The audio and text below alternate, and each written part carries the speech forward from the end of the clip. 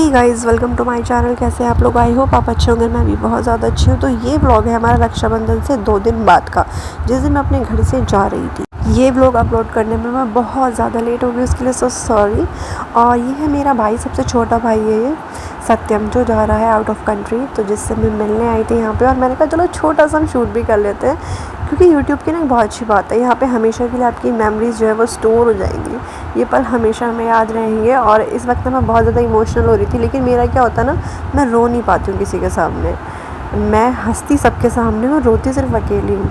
पता नहीं होता है कुछ लोगों में, मेरा वैसा ही है। मैं नहीं रो पाती हूँ जब तक कोई चीज़ ऐसी नहीं होती ना कि मुझे तोड़ के रख दे। मैं रोती नहीं हूँ, मैं आपको बता देती हूँ पहले, जितने लोग भी मुझे जानते हैं, मैं रोती नहीं हूँ। मैं किसी के सामने खुद को कभी भी कमज़ोर फील नहीं करवाती हूँ।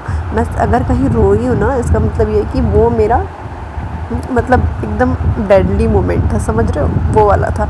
अदरवाइज़ मैं नहीं रोती, मैं खुश रहती हूँ हमेशा, और कोशिश करती हूँ कि सबको खुश रख सकूँ। तो यहाँ पर मेरा भाई आ रहा था और मैं उसको प्यार से हग करके आली की आ रही थी। सामने मेरे हस्बैंड बैठा है, मेरे बड़े भाई बैठे हैं, और यहाँ पे बैठी है मेरी दादी।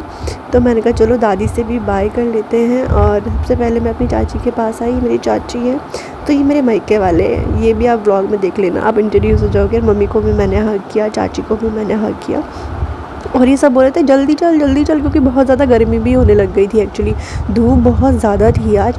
और मैंने कहा रुको रुको, अभी दादी से बाय बोल देती हूँ, उसके बाद चलते हैं। तो यहाँ पे मैंने अपनी दादी को हक किया, क्योंकि दादी ना काफ़ी एज भी हो गई और बीमार भी बहुत ज़्यादा रहती है। तो लाइफ का कुछ पता नहीं होता, कब क्या किसको हो जाए, तो डर भी लगता है। दादी के लिए मैं थोड़ा वरीड रहती हूँ। यहाँ पर दादी रोने भी लग गई, और मैंने यही कह रही हूँ कि मुझे रोना नहीं आता, मुझे सीरियसली रोना नहीं आता, मैं क्या करूँ।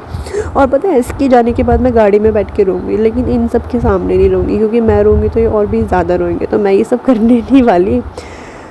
यहाँ पे बस अभी सब सत्यम जाने वाला है ना कल, मेरा सबसे छोटा भाई, तो उसके लिए परेशान हो रहे हैं सारे कि कल वो जा रहा है और कितने साल बाद वहाँ से आएगा।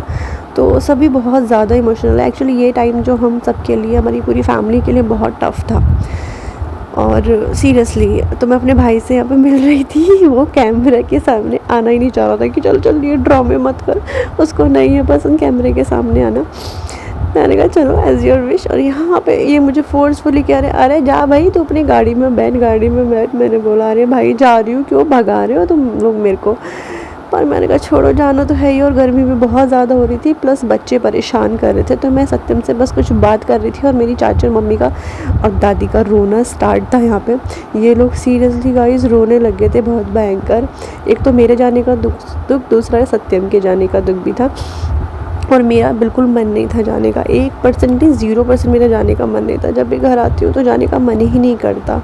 लेकिन अगर पुलकित नहीं होते तो फिर ये रहता है कि यार घर पे वो कैसे रहेंगे, खाना वाना की भी टेंशन रहती है ना। तो गाइस यहाँ मैं सीधा गाड़ी में बैठ के चल दी हूँ अपने ऋषिकेश की तरफ। आगे का व्लॉग हम ऋषिकेश में कंटिन्यू करेंगे। आज के व्लॉग में इतना ही, मिलती हूँ कल आपसे एक नए और अमेजिंग व्लॉग के साथ। जो भी चैनल पे पहली बार आए हो, please don't forget to like, subscribe and share. Bye bye, take care.